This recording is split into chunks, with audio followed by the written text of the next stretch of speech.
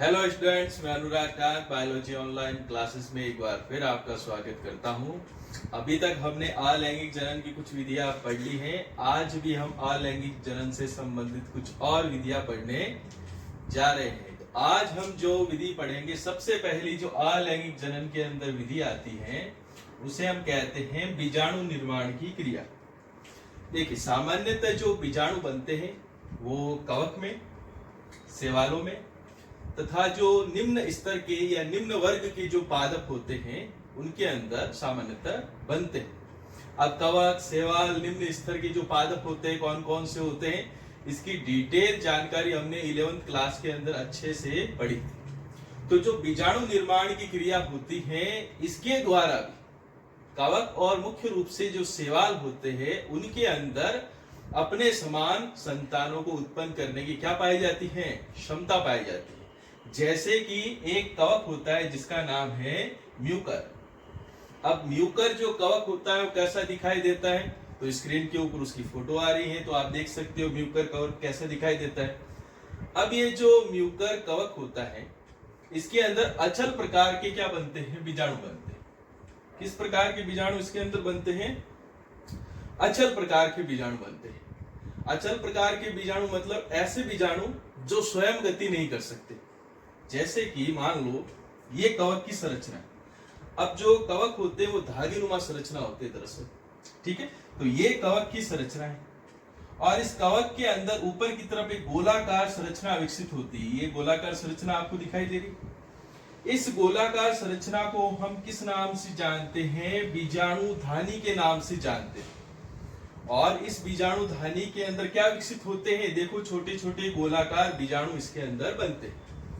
जब ये बीजाणु धानी परिपक्व हो जाती है तो ये बीजाणु धानी फट जाती है और उसके अंदर उपस्थित जो बीजाणु होते हैं वो वायु के द्वारा एक स्थान से दूसरे स्थान तक पहुंच जाते हैं और उसी प्रकार की कवक का क्या कर लेते हैं, निर्माण कर लेते हैं। तो इसके जो बीजाणु होते हैं वो कैसे हैं? अचल प्रकार के बीजाणु हैं।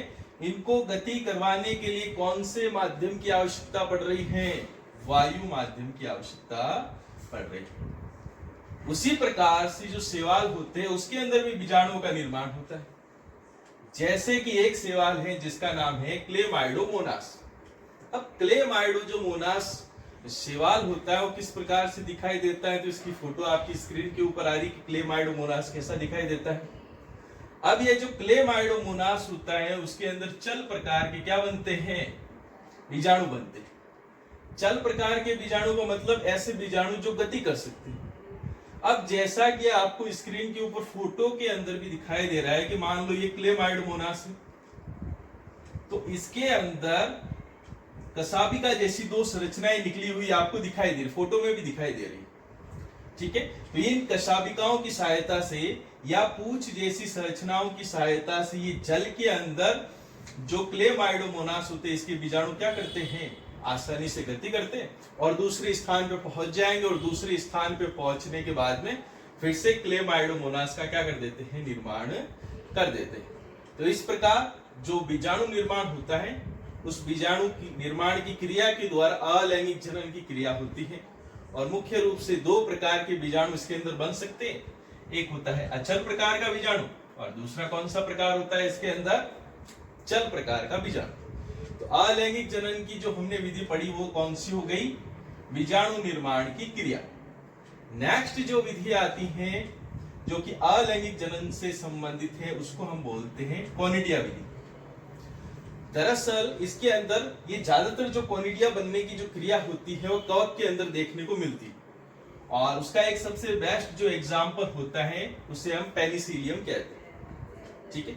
अब पेनिसिलियम कैसा दिखाई देता है, तो स्क्रीन के ऊपर फोटो आ रही है जिससे आप पेनिसिलियम जो कवक होता है उसको आप अच्छे से पहचान सकते हो। दरअसल जो पेनिसिलियम कवक होता है, ये देखो कवक की संरचना मैंने बताई कि धागेनुमा संरचना होती है अधिकांशतः। इसके ऊपर क्या विकसित होती है, देखो इस प्रकार की संरचना विकसित होती है और इस प्रकार की संरचना को अपन किस नाम से जानते हैं, कोनिडिया 4 के नाम से जानते हैं। और इस कोनिडिया 4 की संरचना के ऊपर फिर से गोलाकार छोटी छोटी संरचना बनती है और इन गोलाकार संरचनाओं को अपन किस नाम से जानते हैं, कोनिडिया के नाम से जानते हैं। और जैसे ये गोलाकार संरचना बनेगी, हवा चलेगी, तो हवा के माध्यम के द्वारा ये गोलाकार संरचना दूसरे स्थान पे पहुंच जाएगी और दूसरे स्थान पे पहुंचने के बाद में फिर से इसी प्रकार के कवक का क्या कर देगी, निर्माण कर देती है। देखिए, बीजाणु और कोनिडिया लगभग एक समान ही है।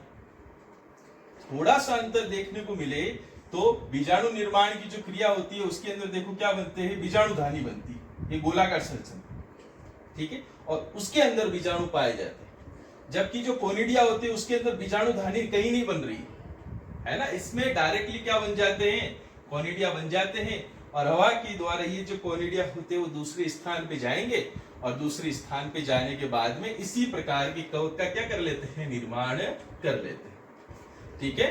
नेक्स्ट जो अलैंगिक जनन की विधि आती है उसको अपन खंडन के नाम से जानते हैं। और अलैंगिक जनन की जो सबसे सिंपल विधि होती है वो खंडन विधि, और मुख्य रूप से ये जो विधि होती है वो शैवालों के अंदर देखने को मिलती है। सबसे बेस्ट जो इसका एग्जाम्पल है वो कौन सा है, स्पायरोगायरा। स्पायरोगायरा शैवाल कैसा दिखाई देता है, स्क्रीन के ऊपर फोटो आ रही है और कुछ ज्यादा नहीं, एकदम धागे नुमा संरचना इस प्रकार की, ऐसे ये धागे नुमा संरचना, ठीक है। और स्पायरोगायरा के अंदर खंडन विधि, नाम से अंदाजा लगा सकते हो कि इस विधि में होने क्या वाला है। ये जो स्पायरोगायरा होता है उसका कोई भाग अगर टूट जाए और दो भागों में बढ़ जाए तो इसका ये वाला भाग भी संपूर्ण स्पायरोगायरा का निर्माण कर देगा और ये छोटा वाला जो भाग होगा, दूसरा वाला जो भाग होगा वह वृद्धि करते हुए स्पायरोगायरा का निर्माण कर देगा।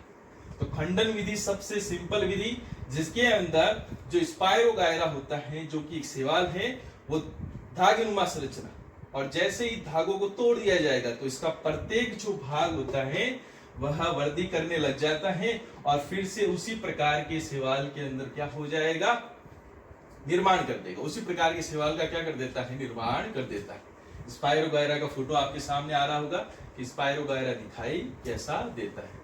तो इस प्रकार आज का जो वीडियो है उसके अंदर हमने अलैंगिक जनन की कुछ महत्वपूर्ण जो विधियां होती है उसके बारे में चर्चा करी है। वीडियो से संबंधित नोट्स के लिए स्क्रीन के ऊपर जो आपके व्हाट्सएप नंबर आ रहे हैं इसके ऊपर आप मैसेज कर सकते हैं।